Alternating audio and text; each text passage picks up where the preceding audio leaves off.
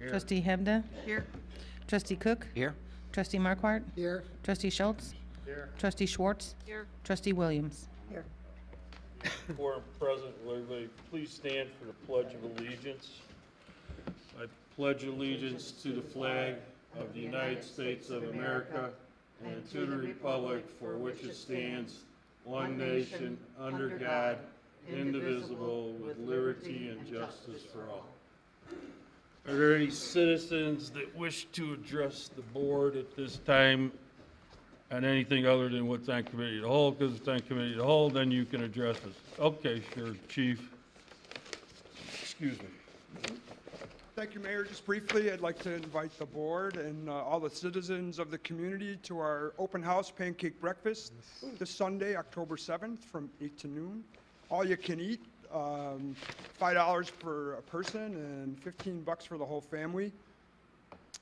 Then you got raffles and stuff. Raffles and certainly getting our fire safety messages out there. So we look forward to seeing everybody. You selling T-shirts or anything? No selling T-shirts this year. Okay. Sorry. So it's going to be chilly. Good football weather. Thank you. That's right. Okay, Thanks, Chief. All right. First item of business is village manager's report on Oktoberfest, which is this Saturday, October 6th at the Metro Station. Right. I didn't And have Chief disappear. Steingart, unfortunately, is correct. It's supposed to be cool out. So before you go to the pancake breakfast, come to Oktoberfest the night before. So, no, it's really a great event. It's our 8th annual. And as you know, this started out with Katrina and raising money for victims on the Gulf Coast. And then it morphed into helping our nonprofits in town. So every year since then, and actually the first year also, people have sold food, different groups. The Lions and the Rotary was in the first year. The Park District's involved. The Cougars, the Cougar Boosters. I'm sure I'm missing any number. Amy Condell. Lono, huh? Right. And as Silent you'll see on the Creek, yep. screen, it's got all the various entertainment. So, and as you all know that have attended years past, the afternoon part is kind of for kids. There's a lot of great things like pumpkins, and one of your fellow trustees is going to be hard at work with the young people. With those young kids. So, and so it'll be a great time. So we'd like to invite everybody from the community to come, and it's a lot of fun Okay. this Saturday. Yeah, what was the town? Was it Ocean? What was it? The Ocean town? Springs. Ocean Springs, Yeah. Georgia, Mississippi, Mississippi. Or or some Alabama? Mississippi. Mississippi. Some famous author had a house, was born there. So Really? some southern Yeah. novelist who escapes me now. That's true. Who it is. Okay. All right. What else we got? here? We should Um, remind the I'll- parents. I just Go want to ahead. bring something up. It's also homecoming. So after Right. the parents take all the pictures and stuff, come on down. Right. Oh yeah, that's right. Well, we got the homecoming parade, right? On Thursday. Thursday night. Thursday nights. Okay. Which kicks off at 6:15 from Cherokee and Deer Path, right? It's the Vernon Hills High School homecoming parade this Thursday. Right. Okay. And that's why, we'll get to it a little bit later, but I sent it to the press and out to you, a special committee of the whole meeting for Thursday night at 7:30. We're doing it a little later so you can attend the parade, be in the parade.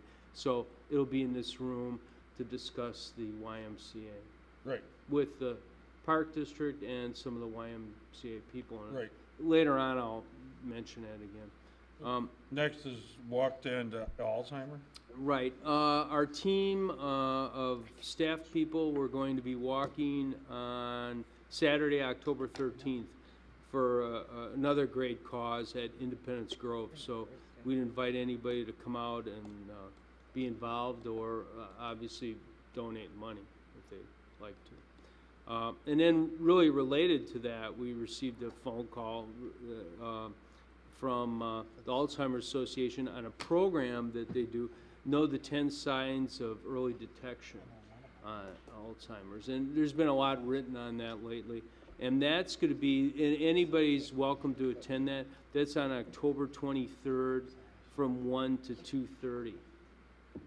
And thinking about it, it's the middle of the day, of course, and for most people, that's not a good time, but Like a Tuesday, Monday? I think it's a Tuesday? Wednesday. Wednesday? I could look. But, Okay. and that would be something good to tape if we could. I'll check with them if we could put that on Channel 4. Okay. So, Right. and that's all I have. Thank you. Finance Director, Larry Nacker. First, let me mention that on the dais are two consent item agendas which have corrections on them, 2012, resolutions 2012-155 and 156. 156 was an updated for the new deputy chief, and 155 was updated for a small omission in the spreadsheet that did the calculations, and this is resulting in about $28 less being dispersed to employees and retirees. But those two items are for the consent agenda, and my topic is the comprehensive annual financial report. Among the highlights I think that are important is that we ran $1,004,000 surplus in the general fund on a GAAP basis, bringing the balance to about $23.2 million. Cash-wise, we ran about 915,000. Cash and investments increased by about 915,000 from April 30, 2011, leaving the balance at about $20.4 million. General fund revenues exceed projection by about 120,000. The sales tax was 233,000 over budget. It was also 8.7% over 2010-11, 12% over 2009-10, 6.2% over 08-09, but it was 1.1% below 07-08, which was the village's best year in terms of sales tax. Investment income came in 241,000 below projection, largely two related reasons. Higher maturing securities were replaced by lower yielding securities, resulting in lower current income, as well as loss of some of the surplus of market value over book value. Had tremendous savings in the budget. 1.59 million less of the budget was not spent, of which about 784,000 was carried over, and about 803,000 was actual savings in public works. They came in 300,000 under budget, of which 87,000 was carried over. In police, they came in about 228,000 under budget, of which 54,000 was carried over.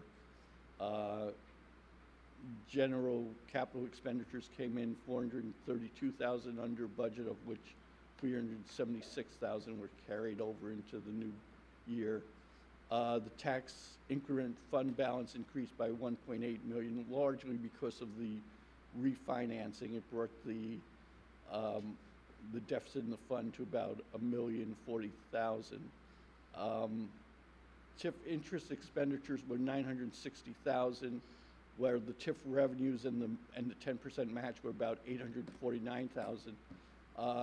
In FY 12-13, we're going to see that trend reverse, and the revenues will exceed the interest expense by about 548,000. And finally, the motor fuel tax fund had an $88,000 surplus, bringing its balance to about 1,957,000. So, any questions on the financial report or any of the facts I presented? So Larry, how liquid are we? We're extremely liquid, I guess, to find an adjective for it. We're Vic, do you understand that? We actually have the money and we could access it in a hurry. That's good. Write down that's good. Very good. No, very good. That was very, To go very along with good. our AAA bond rating. Right. You gonna write an article on it, or? No. No? All right. Well, you're the only press here, for God's sake, you know. All right, whatever. Any comments or questions, other than it's great, you know, considering the, you know, the downswing that still exists out there, so, I'll just add one more fact. From April 30, 2010 to April 30, 2012, our fund balance increased by about $3.5 million. You know, we kind of hit bottom at the end of 2010, and we've been recovering strongly ever since. okay. All right, Larry, thank you. All right, next item is,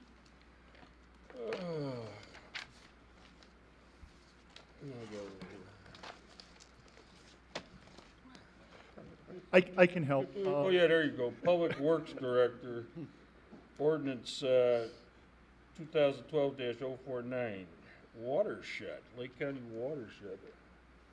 Thank you very much. The Watershed Development Ordinance that is applicable through countywide has been amended. There's 94 different amendments. I will not bore the village board with all of the different details. I'll give you a thumbnail sketch. It was passed by the county board July 10th. Municipalities have 90 days to adopt the minimum standards. There's been enforcement officer training that I've had to go to so I can learn about all 94 changes. So we've done that. In terms of the watershed ordinance, a lot of it's some very good administrative things. Our certification period, instead of it being 3 years, is now 5 years. We do a good job. We don't need to be recertified in 3 years. So they've given us some additional 2 years. A lot of administrative changes that just make the book easier, the regulations easier to understand. So a lot of changes like that. The most controversial part is this runoff volume reduction. And what that really is green technologies that more and more owners are going to be asked to retain water on site, not just detention, but rain gardens, porous pavements, different technologies. Some of the things that we've seen as part of this board approving the Victory Center. Okay, so, and the porous pavement, are they using it in parking lots, not anywhere? Because it's what, a glass base kind of a? It is a single graded stone that allows pores between it that allows the water to infiltrate. I've been to training where they will grab a garden hose, they'll put it on the pavement, you watch the water run for about 3-4 feet, and then it disappears. It is going into the pavement, it is going into the aquifer and recharging the aquifer. So it's not just running downstream. It's all stone? Yeah, it's stone with, it's really an asphalt cross-section, but the stone within the asphalt is a single-sized stone instead of having large stones and little stones that lock in and don't allow water through it. So you know anybody who's actually using that yet? There are a few projects within the Forest Preserve that they have used. From a developer standpoint, it is more expensive. It does require that you vacuum your pavement once or twice a year to make sure the pores don't clog. So there is some maintenance items. Some of the difficulties in our area is we have issues with the winters?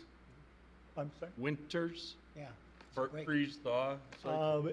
If it's frozen, it's not going to necessarily percolate through, but for the rest of the year it will. Destroy it. It's not going to heave? Their studies and the ones I've looked at have not had heaving Oh, problems. we'll try it on a 29-acre parking lot one day?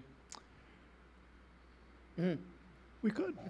You know, actually, our experience with, since you brought it up, with the Kmart site back 19 years ago, Right. One of the things that we did learn that actually the small micron level particles actually act like an iceberg where they'll pull water from the bottom up to the surface and cause some of that ice lensing problems that we've seen, speed bumps within the parking lot. If you have an open graded stone that they're all the same size, you don't have those small particles that act like a straw that draw the water up to the surface.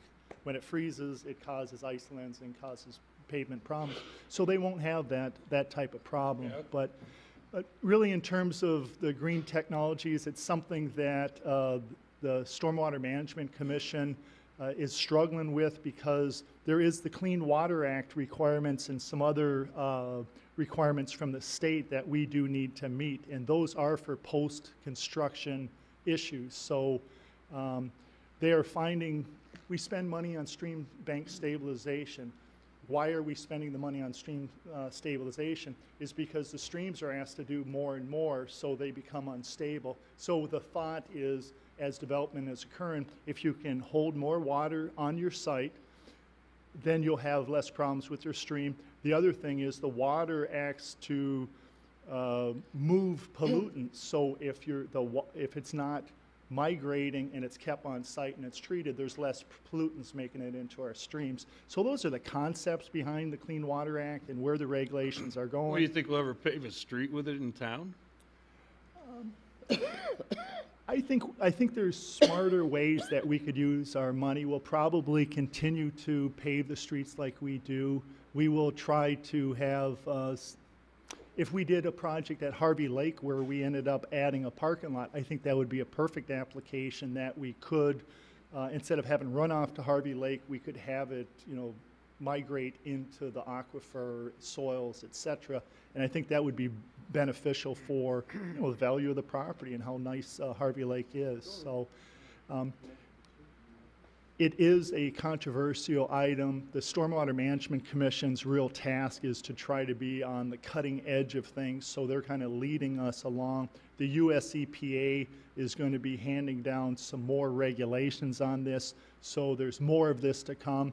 But long story short, the Watershed Development Ordinance, for us to remain a certified community, oversee our national flood insurance program and stormwater issues in-house, we are required to meet these minimum standards.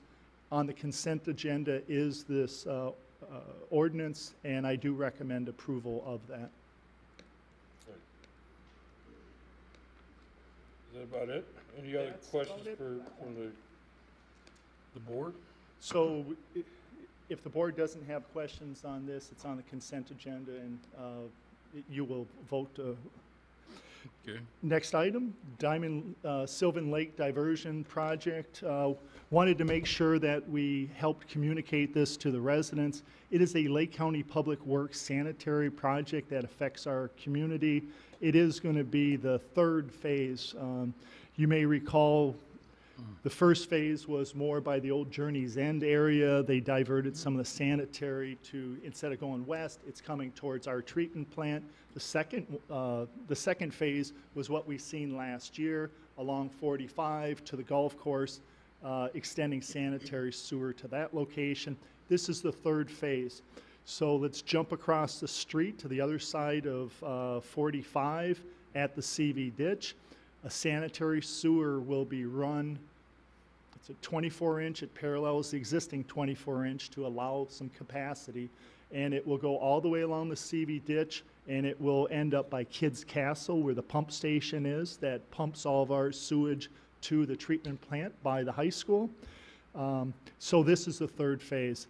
This project will be directional boring, so it won't be open cut trench technology that there will be a lot of disturbance. But there are pits that they auger, directional drill underneath the bike paths, etc. Eventually, they will continue until they get to the pumping station by Kids Castle. The important part of this project that everyone is going to want to know about is they will be fencing off this area for 2 months. It will be closed with an 8-foot chain link fence along the whole work zone to make sure that the contractor's work and residents are separated. Why are they doing this? They could they could approach it where they didn't install this fence and they had people in the area. It's going to slow down the project. It's going to extend it a lot longer. So they want to get in, get out, and this fence would be up until Christmas. So that will be an impact to The people. fencing starts where? The fence will be from 45 and the CV all the way along the bike path, past the Stone Fence Farm Bridge, past the Evergreen Lake, and we're on the east side of Evergreen Lake, all the way to Kids Castle where that lift station is. It will be where people will not be able to walk through there, ride their bikes for this period. We did work with Lake County a few years back and said, you can't do this during the summertime. It is so heavily used. It's also heavily used during the winter, but it's the lesser of two evils. Sure. So the project will start next Tuesday, October 9th, and it will last as far as this impact in the fencing through Christmas time. They will have some additional work, but the main impact to our residents is through Christmas. So wanted to get the word out. I'll work with other staff members, Mr. Stordo, Lisa, and Will to get the word out to residents so they're aware. So you said October 8th? October 9th? Well, the letter says the 8th. From Russ Rietveld. Yes. Today it's September 14th unless it's changed. Yeah, you're right. That letter was sent out before the pre-construction meeting. Okay. I did attend a pre-construction meeting, so, you know, the following day on Tuesday is when the contractor plans on starting. So it is the 9th? So it is the 9th. Okay, that's fine. So, All right, well, yeah, we can, what can we do? We can do a phone call, right, to a lot of people in that area, or? the county sent this letter that's in the board packet to the affected residents within view of the project. So they've got the word out, and then we will also get the Sure. word out on each of the cyclone fence prior to them installing it 1 week prior. They will be posting signage, detour routes, etc. Sure. They're supposed to work on that tomorrow. Okay. I, Trustee Hebda. I'm wondering, Dave, if we should communicate that to the high school, because you've got kids that ride their bikes to the high school, and then I wonder if there's information that we can place at the park districts, just to explain to people. That might be another You resource to could get. probably still get to the path going to the high school, right? I mean, And you- across where the Memorial Arbor Theater is? Is that gonna be open there, or is that gonna be closed? The bridge to the Arbor Theater will be open. Okay, so they're okay there. Yeah. Yeah, just if they can get around Evergreen Lake Right, is the key. is the key. Well, Good if- points. Let me I work just, with the high just school think and that the park information district. shared out there might be beneficial, and even, you know, in the park districts, for people to understand why this is happening, and the fact that, you know, alternative routes have to be, especially for the walkers and stuff too. Absolutely, That's good the idea. biggie, and the bikers, so. Will it affect the sidewalk along 45, going toward the metro station? The sidewalk along 45 will not be impacted as part of this project. It'll start probably 800 feet into the Park North District of it. Park. Thank you. Thanks. Okay, any other comments or questions on this one? All right, Thank you. next is, let's see, that's about it for department heads. Okay, next is the omnibus vote agenda. Is there a motion to approve items A through K? So moved. Second? Motion is second. Comments or questions? Anybody want anything pulled? If not, there's a motion and a second. Roll call. Trustee Markwart? Aye. Trustee Schultz? Aye. Trustee Schwartz? Aye. Trustee Williams? Aye. Trustee Hebda? Aye. Trustee Cook? Aye. Motion carries. Unfinished business, we have approval of Kemper voucher list of bills dated October 2nd, 2012 in the amount of $10,000 $248.10. Is there a motion to approve? Motion to approve? Second? Any comments or questions? If not, roll call, please. Trustee Schultz? Aye. Trustee Schwartz? Abstain. Trustee Williams? Aye. Trustee Hebda? Aye. Trustee Cook? Aye. Trustee Markwart? Aye. Motion carries. Okay, B, approval and passage of ordinance, an ordinance amending Chapter 17, Police, Article 2, Police Department Section, Offices and Ranks. Move. Is there a motion and a second? Any comments or questions on this? Where's the chief at tonight? He is interviewing police officers Really? for filling two of those positions. What we did, just to restate, in that change, is to eliminate one sergeant's position, not, it was an unoccupied position, but eliminate that position and then keep the officers at the remaining number of 30. Now, the chief would like to hire 3 officers, which would mean we'd go to 31, but I asked him, per our budget discussion, to present a staffing report and go through that. He'll be doing that soon. Okay, Trustee Cook? Would in essence then that 31st officer replace the 5th sergeant in terms of total manpower? Is that? Correct. From a budgetary standpoint, it's a net cost savings because that 5th sergeant is budgeted actually, and 30 officers. And so a 31st officer would actually be budgeted less than a 5th Correct. sergeant? Okay. Thank you. Okay. Okay, is there a motion and a second? Roll call. Trustee Schwartz? Aye. Trustee Williams? Aye. Trustee Hebda? Aye. Trustee Cook? Aye. Trustee Markwart? Aye. Trustee Schultz? Aye. Motion carries. Okay. Is there any new business or communication to come before the board? We miss anything on upcoming events or? Don't think so. 5K for the schools, right? All right. Okay, if there's no new business or communication, is there any reason not to adjourn the board meeting and go into committee at all? No, sir. We got to go to closed session tonight But for. just for the property acquisition. Okay. All right, is there a motion to adjourn the board meeting and go to committee of the whole? So move. Second? Motion is second. Roll call, please. Trustee Williams? Aye. Trustee Hebda? Aye. Trustee Cook? Aye. Trustee Markwart? Aye. Trustee Schultz? Aye. Trustee Schwartz? Aye. Motion carries. I'd like to call the committee of the whole meeting to order. First item is minutes. Let's see, minutes from our September 18th, 2012. Is there a motion to approve? Motion to approve? Second. Motion is second. Roll call, please. Trustee Hebda? Aye. Trustee Cook? Aye. Trustee Markwart? Aye. Trustee Schultz? Aye. Trustee Schwartz? Aye. Trustee Williams? Aye. Motion carries. Next item is Chick-fil-A Restaurant, 701 North Milwaukee Avenue. Thank you, Your Honor. Chick-fil-A appeared before the Planning and Zoning Commission on September 19th to request 4 items. First, approval of special use permit to allow a restaurant with drive-through service.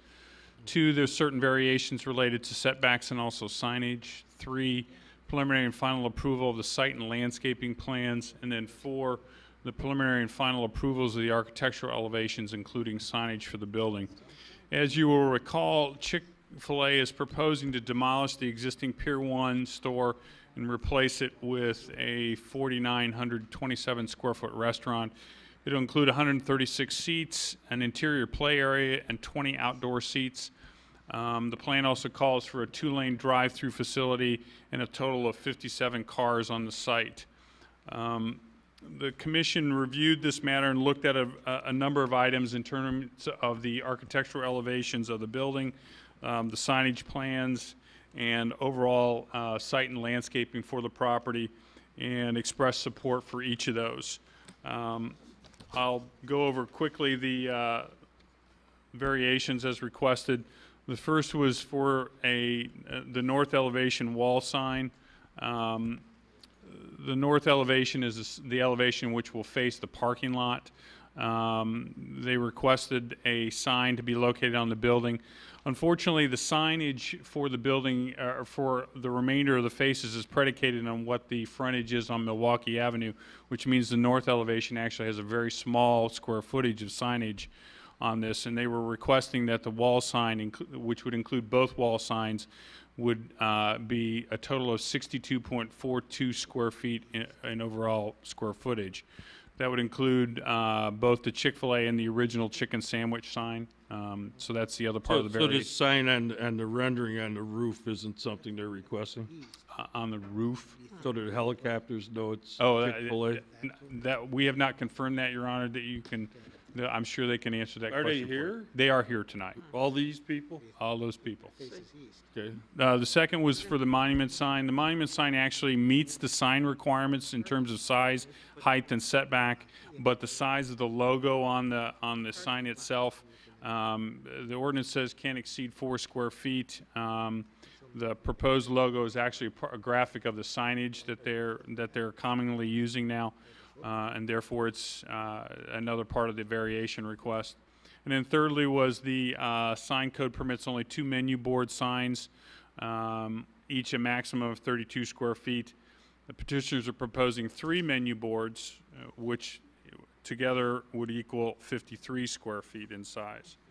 The other variations are for setback requirements. Side yard setback for the building on the south side would encroach to within 20 feet 4 inches of the south property line, and the rear yard setback for the trash enclosure would place that enclosure at 30 feet to the rear property line.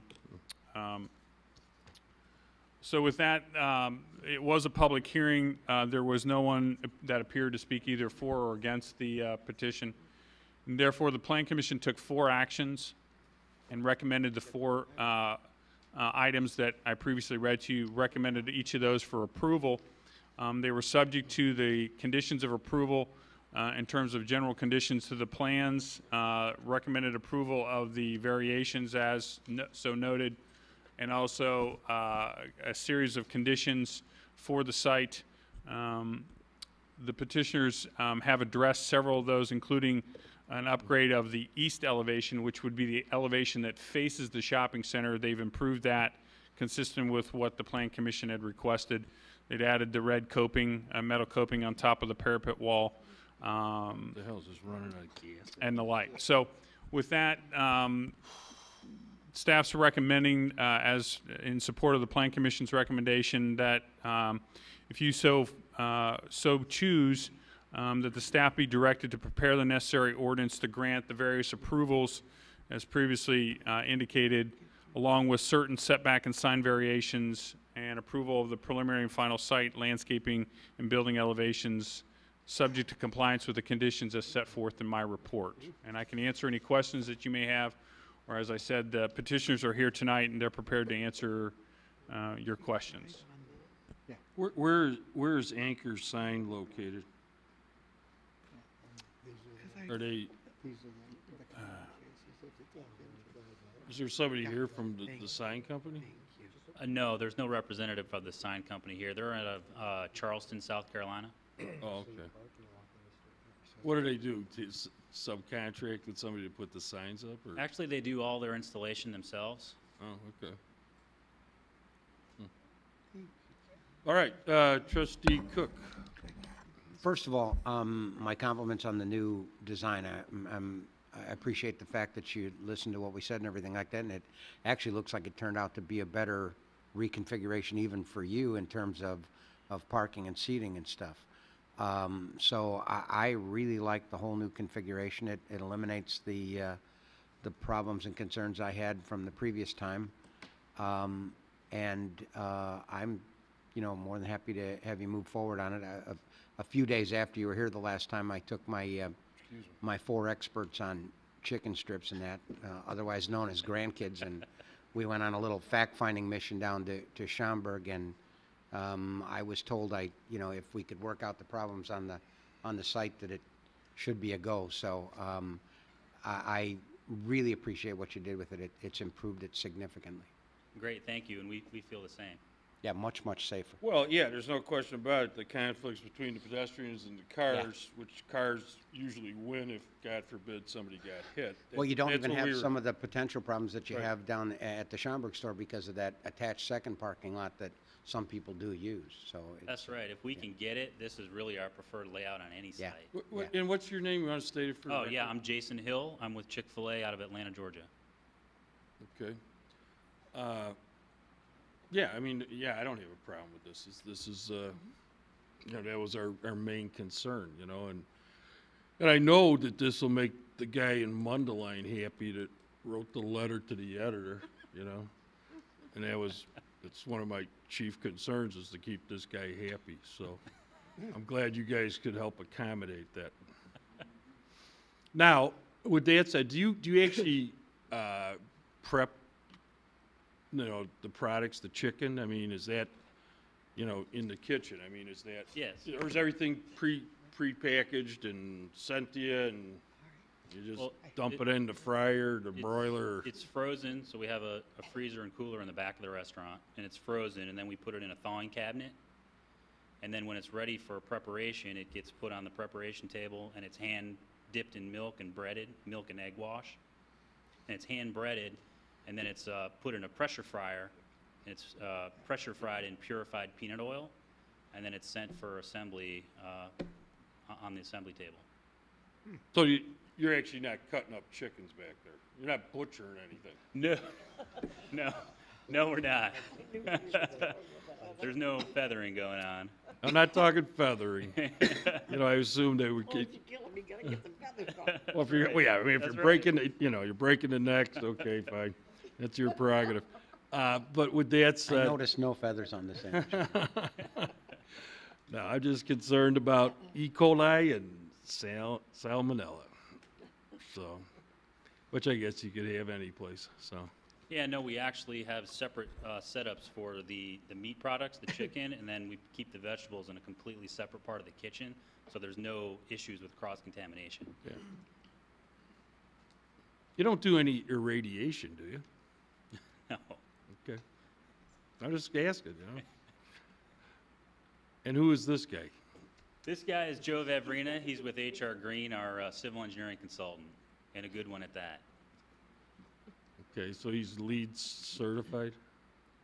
Yeah, I believe he is actually, yes. So is this a green building besides your hand on it? Is there anything environmentally built into this building? For green. Well, we're actually going through the certification process right now to get our standard prototype building certified at the LEED level. So just the standard prototype. So this one isn't? Yes, it is. Well, it's not fully been through the certification process as a prototype, but it's got all those elements of energy efficiency built into it. You know, could you name some? We've got like a reflective roof. All of our floor tiling and wall tiling is made from recycled product. Our lights are all energy efficient. And those are really the highlights. What kind of, are they fluorescents or LEDs or? No, they're fluorescents. Okay. All right. Trustee Hebda. The parking lot, I noticed like you've got the black asphalt and then around the drive-through, you've got some kind of gray material. Is that, I mean, when you look on the plan, it looks like a nice accent, but what is that actually? It's actually concrete It is versus concrete. asphalt, yeah. Okay. It just holds up better with the With your regular traffic, vehicular okay. loading, the dead load from the vehicle. And you're gonna use that same thing in the entrance coming in, I'm assuming the Yeah, that's color? correct. That's for the, where the garbage trucks will pick up the trash, so it's just Okay. more resilient to that beating that it Okay. takes. Okay. You want to use that new asphalt there and that we were just talking about? The one that kind of porous stuff? Oh, Oh, no, we're not proposing that on this particular. You're not, huh? No, it Not at the expense. Come on. I don't blame them. doesn't If tend you- to hold up well either. Really? Yeah. Why didn't you raise your hand when we were talking about I'm that? sorry, I was out in the hallway. So. Well, you can hear us out there. You know, come on. I wanted to. Yeah, well, I'm sure you did. I saw you moving for Yeah, the I door. know. I was just waving you the know. flag, you know. Yeah, yeah. Okay. Everybody happy with the landscaping they're doing here? Some of it's existing, right? I have one, well, I have a Mike, question on the bill. Trustee Markwart. I agree with trustee Cook, is that I like the layout. My only thing is suggestion is that on the east elevation, I heard that there was a red awning, but in the picture here, I don't see, it's just brick. So I'm just looking if you add the red awning that you have just over the door area if possible, or a red, even just a red flag or piece on the top to look like an awning. It's just because it faces to the parking lot and it can be seen through the drive. So I'm just going by appearance. Yeah, we completely understand that, and the challenge we have with this particular elevation, it's our service yard, so it's the back of so our you can't- store, got so it. we don't want to draw attention to that entrance. Okay, Does staff have any comments on that one?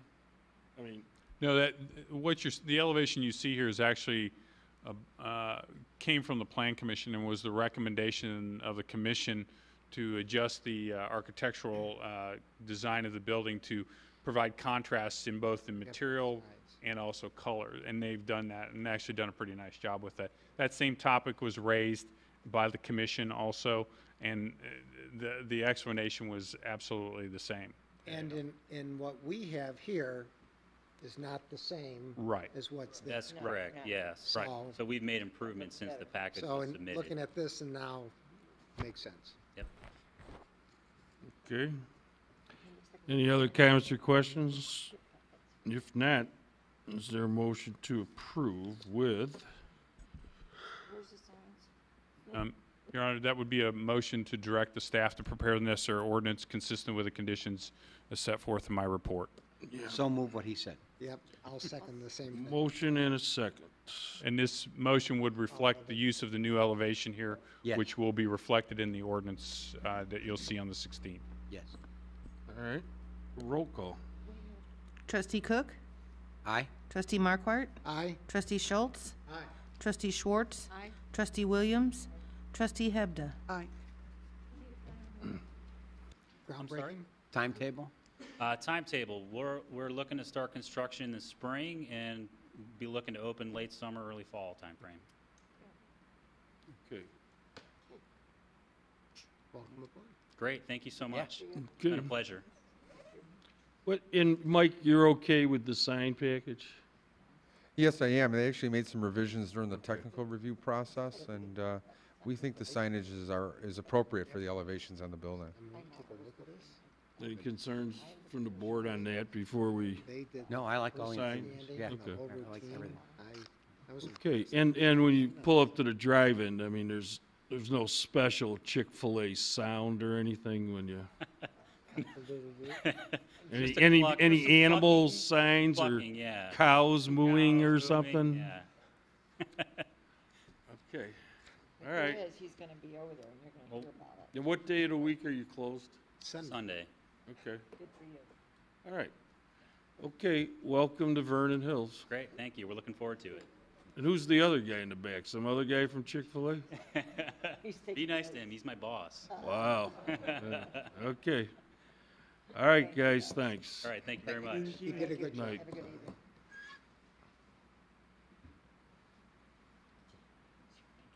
Okay.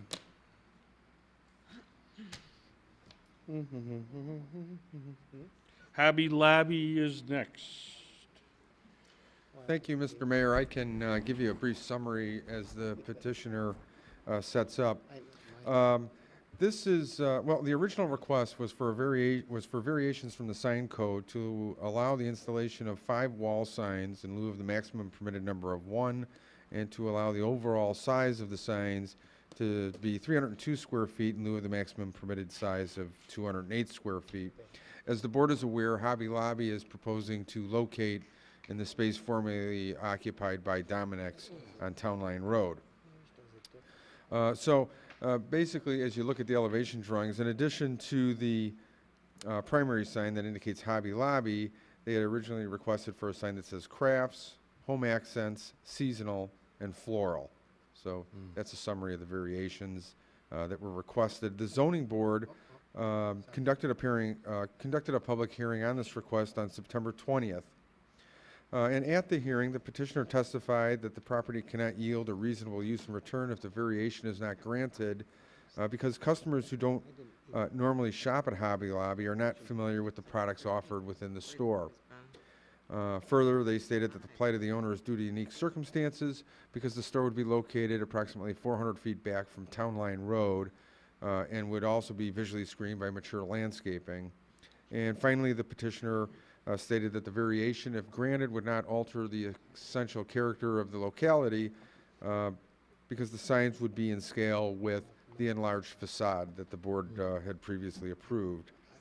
During the public hearing, the zoning board expressed concern over the number of signs and also over the total signage of the signs. So during the hearing, the petitioner offered a Plan B, and that's the sign that's before you tonight. This sign this package would request a variation of 4 signs rather than 5, and then would request a variation of 279 square feet rather than 302 square feet. What's the frontage of the building? The, You know, how wide is it when I'm looking at it? oh, I can, He's got something. yeah, that's correct. It's 254 feet So wide. what is it, 208's allowed? Yeah, because, that's correct, 208 square feet is allowed. Because the store is set back more than 250 feet from Town Line Road, the size limitation is calculated based on 3% of the area of the facade. So at the hearing, the zoning board ultimately voted on a motion to approve a variation for 4 signs and to approve, in lieu of the maximum permitted number of 1, and also to approve a size of 279.3 square feet rather than the maximum permitted size of 208 square feet. And that motion was approved unanimously. It was 5 in favor and none against. So for tonight's meeting, if the committee feels that the variation is appropriate, then staff should be directed to prepare an ordinance approving the variations subject to the recommendations by the Zoning Board of Appeals and also in accordance with the plans that are before you tonight. And again, the petitioner is here to answer any questions you might have.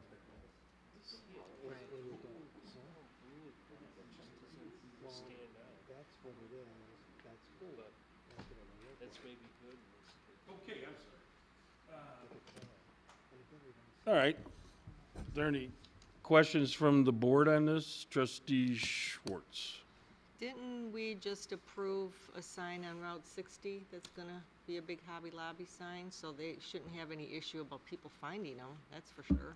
That's correct. It was a multi-tenant sign approved on Town Line Road. Hobby Lobby would take up 2 of the panels and would be at the top of the sign. So, okay, what's your feeling on this signage? Well, on that sign, is it just gonna say Hobby Lobby, the sign out front? Excuse me, the sign along Town Line Road on the multi-tenant sign, that one would just say Hobby Lobby, that's correct. Okay, that blue is very hard to read, so I don't know if anybody's gonna be able to read it anyways. I can't even read it, I'm holding this. Actually, on the building, it is. When you're walking in, I mean, I would think, It's you actually know. eye appealing, you can actually, you can read it from 700 or 800 feet to the road. The reason we had to, I have the man. I like this. You want to state your name for the record, please? Hi, I'm Ben Carver. I work with Hobby Lobby in the sign department. We printed this really big because it's the elevation that the architects use. Yeah. It's when you shrink it down to look at it as like a picture-wise, everything gets darker. So the bigger we get it, the lighter it gets. And as far as the color, like I was trying to get the color of the bricks, the size of the building to show, and unless we blew it up the size of this room, we would never really get the actual color of the building or the color of the signs. Okay, so you're with Starlight Signs? No, I'm with Hobby Lobby. Oh, and this gentleman? I'm Larry Hostetter. I'm with Hobby Lobby. What's the name? Larry Hostetter. Okay. The blue signs that we have on the front are what we call our department signs. They're basically a descriptive sign that it kind of helps explain kind of the items that we have inside. Crafts, home accents, and seasonal are the three signs that are on the bottom underneath the Hobby Lobby. So they'll keep parents from coming in looking for a train set for their Right. kids. Well, we may have a train set or two in there, but Really? they'll have a. We don't have any RC controlled cars. We're not a No remote control helicopters? Right, that's correct. Which that's actually one of the issues that we have. A lot of people will get us confused with another Hobby Lobby that sells RC cars and items like that. And even on our website, they'll have are you looking for this Hobby Lobby? And there's a little link up at the top. It's a Hobby Lobby also? Right. There's I think about 3 different Hobby Lobby stores, and but you don't own them. We do not. We only own the Hobby Lobby and Mardell Christian Bookstore. In the staff report, it shows that there's going to be 4 signs underneath, and your thing is only showing 3. I Staff think report says crafts, home accents, seasonal, and floral. Well, there's 4 words. Well, if I could clarify that, Floral. the original request before the zoning board was for a total of 5 signs, and at the public hearing, after hearing the comments from the zoning board, Hobby Lobby proposed the signs that are before you tonight, which is a total of 4 signs with a reduced area. It's only 279 square feet now. So what's before you tonight is what the zoning board recommended for approval. So it's 279, and what should it be? 208. Yeah. Okay, Trustee Williams. Thank you. In relation to the old Dominic sign, how does this sign compare, size-wise? Well, I don't know the size of the Dominic sign. So unfortunately, I can't answer that. It was big. The construction drawings that I had for Dominic's when we drew this, their old original construction drawings showed a 6-foot Dominic sign, but we never measured it to know if that was really right. That was just what they had on their original construction architectural drawings. And they also had a couple of secondary signs, which were the drug and food as well. So, and how large are the letters on Hobby Lobby? They are 4 foot 7 inches, or 4 foot 9 inches. 4 foot 9. And it's going to fit in the same space where the Dominic's is. You're not making that. We're actually we're making the front elevation of the building bigger. They're making it look more like a classic Hobby Lobby. So our construction changed the front elevation to make it look more like a typical Hobby Lobby store. Okay. Any other? Motion to approve. Second. Motion is second. Actually, motion to Yeah. direct staff to draft the ordinance. Yes. Okay. Thank you, And then there's a motion and a second. Any further comments or questions? If none, roll call. Trustee Markwart? Aye. Trustee Schultz? Aye. Trustee Schwartz? Aye. Trustee Williams? Aye. Trustee Hebda? Aye. Trustee Cook? Aye. For the record, I'd vote aye. So, okay. Well, welcome to town. Schedule for you guys? When? Construction's got 10 weeks before they'll be finished with the building, but maybe it'll probably be after Christmas before we open the new store. Early spring. Yeah. We're And what town are you guys from? We're in Oklahoma City. Is that where our the corporate main office is? Yes, sir. Oh, okay. And go ahead. We're closed on Sundays too. Right, yeah. And our signs are these are LED signs. The Hobby Lobby is LED illuminated. It's a 12-volt sign, and the blue department signs are non-illuminated signs. We would love to light them ourselves because we think they'd look great, but our bosses won't allow us to light them, so. Yeah, okay, so and you're not gonna have any animals grazing on the roof or anything? That is correct, no animals, and if. That'd be kinda green, though. We would add bird spikes, you know, just to keep them off if we had too many issues. We want to keep the customers safe. I mean, it's big up in Door County, I know that. And this, Yeah. has anyone in here been in a Hobby Lobby, or has anyone that hasn't been in one that? Yeah, and well, the one in Mundelein. How we're- big is that store compared to this store? Smaller? This is smaller? This one's a little bit smaller. It's 47,000 square feet. What was the other? I think it's right about 50, but a lot Oh, of that okay. stockroom space, it will be the same floor plan. When you go in, everything should be exactly where it was before is kind of the idea of the Hobby Lobby. We're excited. This building has great frontage, and it's a lot of, it's amazing how 1 mile gives you so much nicer of an area, and right next to the mall and everything over there, I think it's a perfect fit. Okay, well, welcome to town. Thank you so much. Thank you. Okay. Here's this. No, I'll give it back to you. Why, you know, why don't you recycle this, you know, and then, You never know when you might need them again. that's right, we got our bins back here. Thank you. You want to keep one or yourself? Are you an OSU guy or an Oklahoma guy? That's right, we'll just use this. Oh, okay. I'm from Illinois. Well, that's too bad then. Oh, he's an Illinois guy, okay. Well, huh? U of I. Yeah, okay.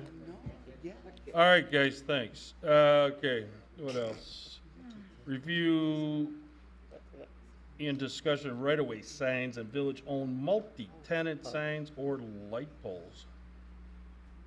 Thank you, Mr. Mayor. As some of you may be aware, the village has received feedback from businesses, in particular on Center Drive and Hawthorn Parkway, about the lack of visibility from a major roadway and their customers' difficulty in finding their location.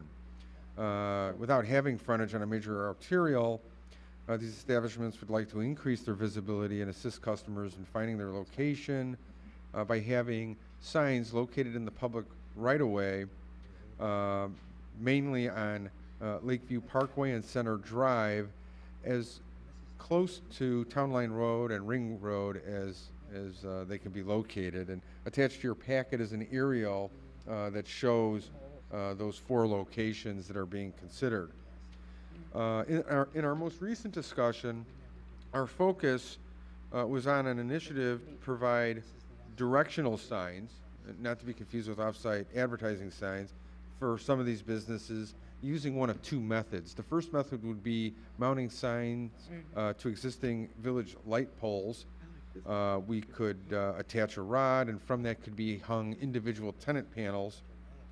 And although this method may work at Center Drive and Lakeview Parkway, we don't have light poles that are in close proximity to Town Line Road that could effectively direct traffic from Town Line through Lakeview to the sites that are in need of the directional signs. Also, on the street signs, on the light poles, we place our street signs on there, so it may make it look visually cluttered if we were to put a tenant panel on that sign. So we looked at a second method, and that would be a multi-tenant freestanding sign. These would be freestanding signs, and they would be placed at strategic locations that would help direct customers. Depending on the demand, each sign would have multiple tenant panels, and they would, again, provide direction to the establishment. And those locations are also shown on the aerial. Also shown on the aerial are IDOT right-of-way, which is Town Line Road, and the private drive, which is Ring Road. As the board is aware, the village sign code does not currently allow off-premise directional signs in the right-of-way, so an amendment to the code would be required. There's a number of topics and points of discussion that I included in your packet, but when we break it down, it comes down to 4 main questions that we're seeking direction from the committee tonight. One of them is, do we want to allow directional signs in the public right-of-way? The second one is, if we do want to allow them, Would we prefer them on light poles or on a freestanding multi-tenant sign? The third main question, where should they be located? Again, staff's recommendation is shown on the aerial. And then finally, does the village charge a one-time fee or a license that would require annual renewals in an attempt to recoup the cost to the village to install these signs?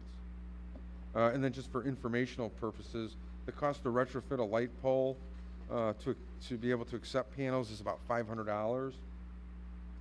The multi-tenant signs, and I've included in your packet different kinds of designs that the village could consider that would have a base, and then could say Village of Vernon Hills at the top, or shops, and then from that you hang panels with an arrow directing you to the particular establishment. These signs are fancier. They actually look really nice. They're $2,500 a piece to install. So if there's 4 of them, it'd be a total of $10,000. The village could also consider, at a reduced cost, having Public Works create something that looks like a street sign, but it would have multiple panels. It would be a black pole, and it would be located again where it's shown in the aerial. These signs would cost about $300 a piece to install. They don't look as fancy, but they're a lot cheaper as well. Well, if the board decides, that we're gonna put up anything, between the 300 and the 2,500 or whatever it is, we're gonna what do we charge for a business license to start with? Like for an opus? I mean, what's their Oh, it would be, it'd be $100 for the license, and then they also pay for their liquor license renewal which is fee. a lot more. Yeah, which is a lot more, and so it adds up to whatever Okay, it so, is. this would be, say, $100 we would charge, or we could charge what we want? Yeah, obviously. we would amend that, we would include that as part of the amendment to the ordinance. Yeah. And, you can kind of calculate. Well, whatever. Yeah, especially if we went with, but realistically, how many names could you put on one of these signs? To the point where it got too busy. Well, 4. I think, when you start getting beyond that, there's so many names that you can't read any of them, and it doesn't become effective anymore after that. Right. Wait, I'm confused. We would be paying for this, or are we gonna get? No, you're gonna charge, reimbursed? you would charge people that are gonna, because we've heard it repeatedly from Salerno's and, Opa's and, maybe even the bowling alley wouldn't mind it. Yeah, I've had. Whirly discussions ball, with the bowling alley. whatever else is back there. If we made it a license and it was $100, let's say we had 4 signs, let's say we just had 3 panels on each, and we charge $100 a piece, that's $1,200 a year. There'd be an annual renewal to keep your panel on there, and then it would just slowly pay off the cost of the village to install the fancier signs. Okay, Trustee Hebda, Trustee Cook, Trustee Hebda. No, go ahead. Oh, go ahead, I didn't see. They've done that in downtown Libertyville, because behind those, like, there's the Egg Harbor that I didn't even know existed till I saw a little sign. So, and it does look really nice. Mhm. So, Yeah. I don't like the pole with the blue, I'll tell you that right now. No. I don't like that at all. I like some more. Well, you should go with something. Yeah, that one. Yeah, it sounds like we're all in agreement. The shops of West That's 59th Terrace that you've Which got one? that sample. The one that's the shop, 2 shops. West 59th Terrace, yeah. Because I think that even matches, Yes. that even matches some of Yes. the light poles Only by the other way, park. yeah. Yeah, excuse me. The base is, Dave could speak better to that, but the base has similarities with the design of our light poles. Right, our poles, right, our light poles. Yeah, that was I going to be like my comment, that's the sign I believe to be the best of the signs in that. See what everybody had. And I think it's a good idea because, a number of us up here remember that the off-site signage was one of the problems with Red Lobster leaving, that building originally, and it's turned over a number of times, so this might help. Well, where do you several want to places. go with this? Obviously, you got to bring something back to us of more concrete nature. So. Yeah, if I could, at least, it sounds like I got direction on the type of sign the board likes.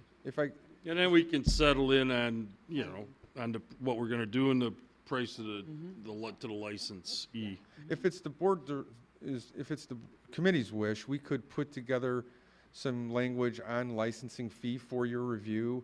We could also put together draft language. Now, is this gonna dovetail in with what Westfield proposed? It would be separate from, it would be separate Well, from that. okay, but I mean, so that's still being codified or even authored or even a model ordinance created? Is that something Well, Corporation Council I can slash grab this. village attorney's working on? The or- difference here, and Bob can go into detail, is that these are only directional signs.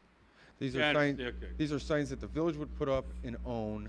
They would be. For those that are actually doing advertising. Exactly. Or whoever. Right. And their sole purpose is similar to that of a street sign, really, and it really just promotes public safety, and it would be the same font style, same letter height, with an arrow, and it's only a directional sign, not an advertising. Well, I would think these would help people too, you know, just to move through the town at a little more efficient rate. Yeah, I think so too, and when look we were looking or at the different designs, we realized there's a lot of really nice, tasteful designs out Yeah. there that would look good. Okay, what else, is that about it on this one? Well, I think I've gotten direction on, yeah. Oh, trustee Schultz, I'm sorry. Yeah, and you have my concurrence with everyone else here. I like Gotta wait. this one the best. The only thing I'd ask is that when you do come back with a real proposal, that you give us a mock-up. I mean, it just, the size-wise, I'm not asking for the pole or anything, but take some poster board and letter it appropriately sized so that you can hold it in the back of the room and we can ascertain whether or not it's readable from, you know, a reasonable distance. Just, if we're gonna do this, it needs to be something that adds value, and I don't wanna just do it and throw something up and then say, hey, you know, no one can really read that. So let's get through that right now. Understood, we can do that, and our thought right now was that the lettering and size would be similar to that of street signs. So it'd be about an 8-inch tall letter. Depending on the name of the store, it could be as long as 30 inches, but we could certainly do that mock-up so that you could Well, get a good you know, demonstration of that. I'll leave that up to you. And how would he- And the traffic guy over here. Okay. And these will be illuminated. Well, what we would You recommend know what is, I mean? yeah, what we would recommend is not to illuminate them. We would use reflective text, so you'd be able to read them as Well, easily as whatever. you read a street sign. And because we're going to own the poles, it takes away a lot of maintenance issues with an illuminated sign, a lot of glare issues because they're going to be in the right of way close to the street. Unless they're like those nice street signs that are backlit. Yeah, actually, yeah, those are nice. Those are pretty nice. Yeah, they are. Yeah. When you're looking for a street. I just saw them. You don't have the lady telling you where you're going. I beg your pardon? Yeah. Turn right in a hurry. You missed it. Yeah, okay. I have- Trustee Williams. Has anyone seen the directional signs within town center that have been put up? I think they're there. There are directional signs in town center. Those are Within actually. Within the parking lot? Yeah. It's kind of funny but dangerous at the same time, because you Yeah. see people drive in and hit their brakes so they can read the signs, because they're so Yeah, little. and there's a lot of names that are A indicated. lot of names, a So I think it lot. is important to limit the number of names, and I think 4 per sign could serve a lot So of you're right, businesses. you've got to be able to read them at a distance. Yeah, that's why instead I of want a driving up to mock-up. the sign and stopping. Absolutely. So we'll provide that. All And right, we'll any provide other some- comments or questions from the board or the commission? Okay, Thank you. We'll do some more work all there. right. Now we got, village board consideration to update the Vern Hills building codes from the ICC 2006 edition to the 2012 edition. Really? Open up. I don't know, I'm stuck with Okay, signs. who's Thank you, taking this one? Mr. Mayor. This is a follow-up from the last meeting. As the board is aware, we traditionally adopt the International Code Council series of model codes. These nationally recognized model codes were updated periodically by its Standards Council, and the 2012 edition represents the most recent publication offered by this agency. Currently, the village utilizes the 2006 edition of the model codes, and over the past several months, staff has been reviewing the 2012 editions, and we are now prepared to recommend to the board that we update to the 2012 editions. The codes being considered would be the entire series, which would be the building code, the 1 and 2 family code, mechanical code, fuel and gas code, property maintenance code, energy conservation code, and the existing buildings code, and the fire code as well. As you'll recall, at the September 5th Committee of the Whole meeting, the board reviewed a significant change in the International Residential Code, and that is that sprinklers would now be required in new detached single-family homes. Sprinklers would not be required in additions regardless of the size of the addition, and they would not be required in connection with alterations regardless of the cost of the alteration.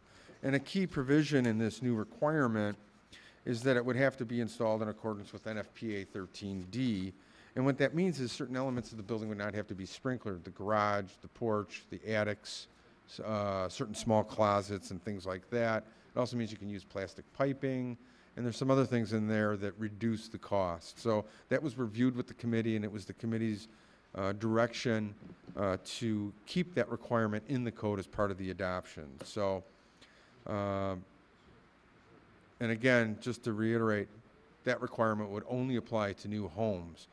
So for tonight's meeting, if the committee feels that the proposed building updates is appropriate, then staff should be directed to prepare the necessary ordinances adopting the 2012 edition of the International Series of Codes. And I can answer any questions that you might have. Well, Trustee Schultz. My opinion, and it's probably the minority opinion, I believe, based on what I was advised from the Committee of the Whole minutes, will be that of a minority, in that I'm not in favor of this particular addition to our code. My neighbor, my former neighbor, would spend 6 months a year in Florida, that 6 months being the winter, and on 2 occasions their heating system failed, and they had catastrophic results. In fact, Commissioner Atkinson is well aware of that, in that there was some follow-up that he needed to do when they renovated the home to get it back in shape. They ran through about 700,000 gallons of water running through their house because they did not shut off their water service, and when the furnace went out, it froze.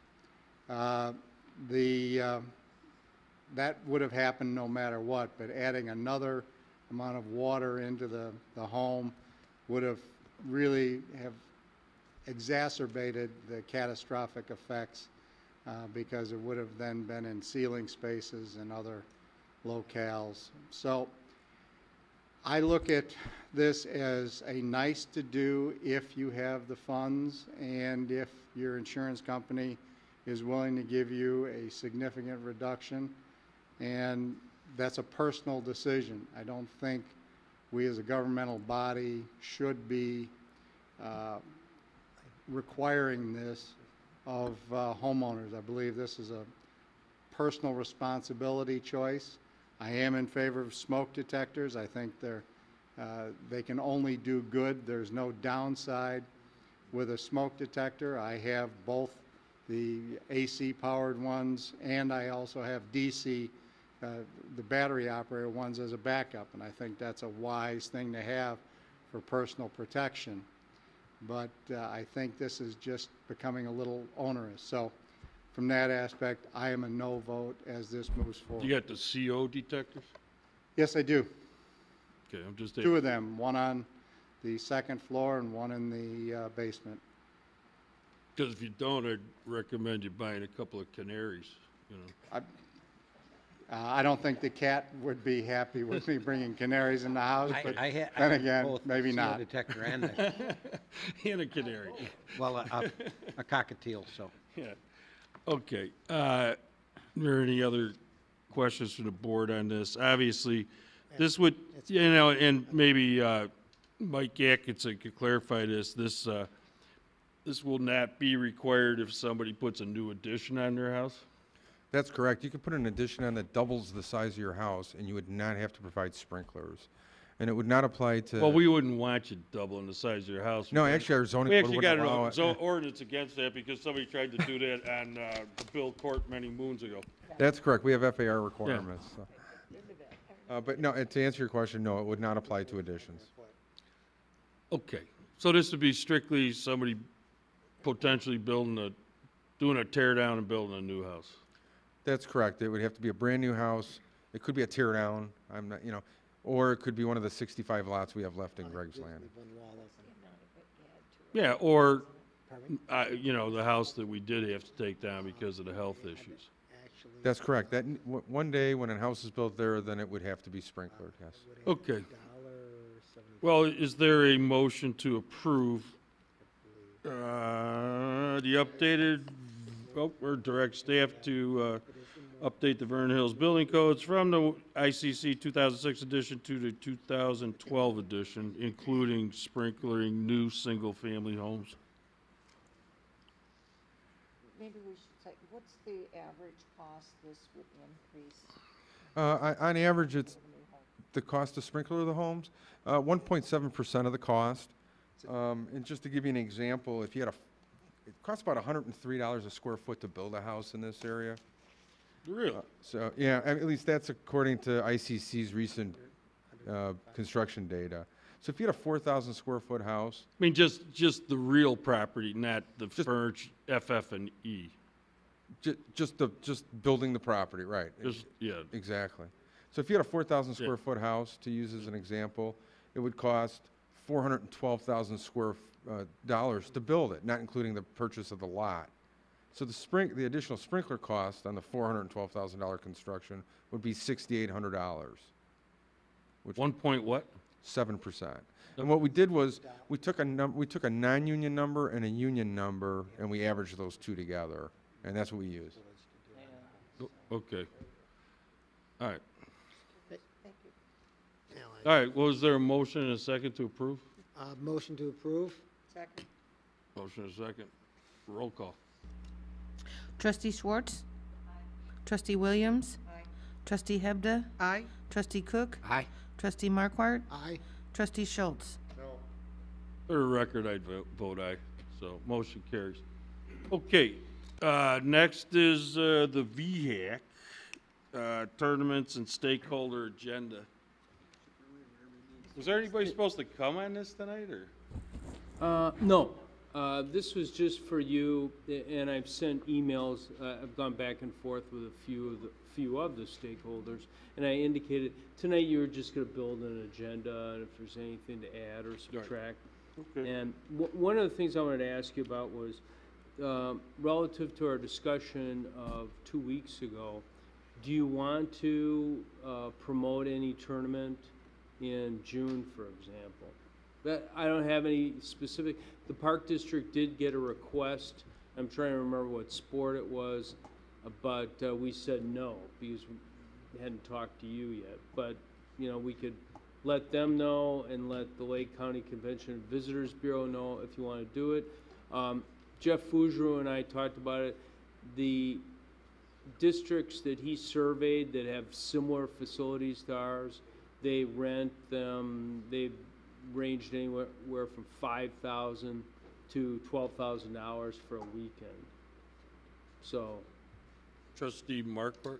Yeah, the only thing I'll throw in is that, yes, time frame would probably be fine in doing, because actually it's, you'll start seeing July, August. I mean, baseball starts up at that July time frame, so you catch it where there'd probably be no one using it possibly. So, but just verify with Cougar and Park District and also the school. right. Well, I think they'd use for, as you know, for practice or whatever on the weekend in June sometime. And that was a problem. We have had several requests for June tournaments that I said no to because I talked to the Cougars and they said, well, no, we're having a house tournament that weekend. But we wouldn't obviously offer a weekend that had any kind of tournament on it. As you know, the Park District could accommodate just practice and games on the weekends. Also, So- too, a stipulation would be baseball versus soccer. It's a different setting, so there may be accommodation. Depending on how big it is, right, right. So, Okay. do you want us to? What? I'm sorry. Go ahead. Would you like us to go out and let people know that there's a possibility in 2013 for a June tournament? Yeah, I mean, you might as well, I mean, it's okay to find out, sure. mean, I'll But come between the back to you. Park District and the Cougars, that's about it anyway, Yeah. isn't it? But, right. High school, depending upon. Okay. And also, for us, when we end up taking care of the grounds for seating and so on, so that's another thing for us. That's what I'm trying to ask. Oh. Don't you need That's why I that got you. time for getting the fields ready? We do need time to get the fields ready. What's nice is baseball season starts off early. Vernon Hills High School actually helps us with maintaining some of the pinwheel fields to start with, because their season starts earlier than anyone else's. No conflict with the Cougars whatsoever. In terms of maintaining the fields, we'll be able to maintain the infields. That works well. We would like to have some time to allow the grass to grow in. But you know what? It's meant to be played on. We'll do our best. And to date, we really haven't had problems with growing the grass. So if we did something in June, you don't think it'll be a big problem? I don't think it'd be a big problem. We can try it 1 year, and if it doesn't work, we can report back to you. Correct. And I don't have a problem Okay. with it. Well, we'll see. I'll get back to you and let you know if there's a, whatever. We've turned down soccer tournaments, baseball tournaments. Sure. I think one softball tournament. And then, of course, we get a number of corporate requests. So if, again, this isn't scheduling 4 weekends in June. This is So, doing okay. just one and see how it goes. So you mean, we don't have to take any action on this No, tonight? no, I just wanted to make sure that it was, you know, that it worked. Yeah, I mean, that, you know, it is a good comment, though. I know about the AYSO tournament that was here that year. Was there any other, was there baseball going on at the same time? I'm not sure no, I don't think so. That was a pretty big tournament. Or there was softball going on? There might have been at Stevenson, yeah. No, I don't think it was at Stevenson. I mean, I think it was going on here, Al- according to some. It could be, yeah, I mean, According to Reliable Citizen, but okay, so be it. All right, is that it on that item? that's it on, well, on that first time. Then the other one is the stakeholders agenda, and I would add to that something that came up last Friday, the YMCA and their, obviously that doesn't relate to VHAC, but this meeting, the stakeholders meeting would be with, the first piece of it would be mostly about VHAC, and then the Park District would be there. It'd be similar to one of our Village Park District liaison meetings. All right, so we're gonna have, everybody can come to this meeting on Thursday. This coming Thursday. That's not the stakeholders Right. meeting. That'll be, we correct, gotta that- pick a date on that. Yeah, correct, Okay. right. And I just wanted to check on all the stakeholders to see if Yeah. they, you know, who could make what, and make sure some of Right. the more involved people can make. And then date. it's, and Barb and I, Correct. right? And yes, I need to check your schedules first. That'd be helpful. We don't know. Whenever you want. And then we work from there. We'll probably do it in November or something. Yeah, we should do it. After the election. Fairly early on. Dave has one thing, we have to confirm or go out for a new infield maintenance vendor for next year, and that's due, what, November 8th? 15th. 15th. So, well, and you know what we could do, Dave? Put them on notice. If we don't get this meeting all together and say we're, you know, what we could do is we could notify them via the contract that we're not renewing, and then just go ahead and renew with them. Who is the contract? Well, this is the Cougars. I mean, oh, But I'm saying you need to discuss that. Yeah. So what we do to make sure that we don't miss that date is perhaps just write them and tell them, at this point, we're not renewing your contract right, pending your discussion. okay, that's fine. You know, might we do that, Dave? So then we can take care of that, and in case we don't get to, because we do need to get the stakeholders meeting, then we have to come back to you at a committee of the whole and discuss this. But, whole and thing. who is doing any work out at VHAC, though it's, you know, an independent landscape contractor? Yeah, we've got Acres who does the mowing, the infield maintenance by the Cougars, irrigation systems by Landscape Concepts. Those are the majority of the Okay. contractors we use in the village. And the Stingers do anything? The Stingers help with fields 5 and 6 and maintaining that. Okay. Yeah, All right, they do a well- great job. All right, Yeah. so we'll Okay, decide. yeah. All right, anything else on this one? Yeah, just two more things. One is, I talked to the Lacrosse America, excuse me, and you may recall, you had designated or indicated them the date of the first weekend of July in 2013 was available, and then the Cougars could have their preferred second meeting of July.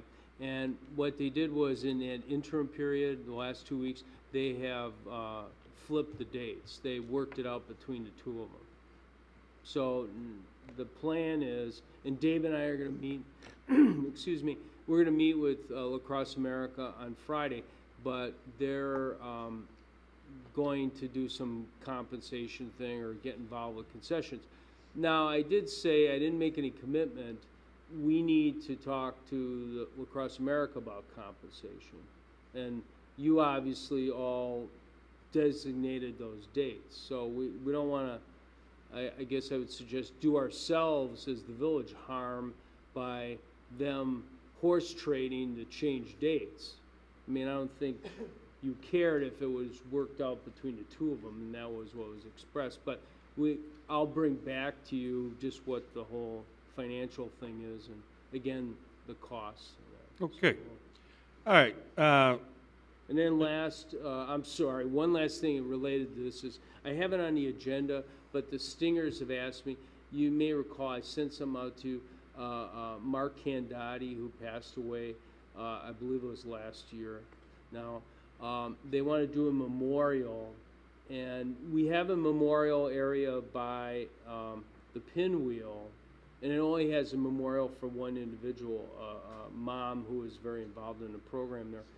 The idea is they would like to put a memorial for Mark near fields 5 and 6, because that's where they play softball and all. I just wanted to ask, Dave and I have talked, us being neat, Dave neater than I am, of looking at, you know, placing an area with a memorial and getting trees and different things there. Do you have a, you know, preference one way or another? I guess really when you think about it, as long as it's, you know, in a nice place. I don't have a problem putting it there. That's where the girls play. Yeah, right. And we just wanted to confirm that before we told them go ahead. We're just not naming fields after people. Right. Anywhere. This would be a anywhere memorial. over there. Baseball fields, right. football fields, This anything. would just be, I think I sent it to you. Unless somebody writes a stone check. with a memorial, somewhat similar to big the check. dedication. Yeah, okay. So, okay. All right. So I'll let them know that. Anything else on that item? I'm done. Okay. Is there a motion to adjourn the committee to hold, go into closed session to discuss land acquisition, I guess, Correct. and nothing else? And we're Correct, not sir. coming back out. So is there a motion to that extent? So made. Roll call. Trustee Williams? Trustee Hebda? Aye. Trustee Cook? Aye. Trustee Markwart? Aye. Trustee Schultz? Aye. Trustee Schwartz? Okay, thank you. Motion carries. The committee holds over. Good night. We can't do any of this stuff.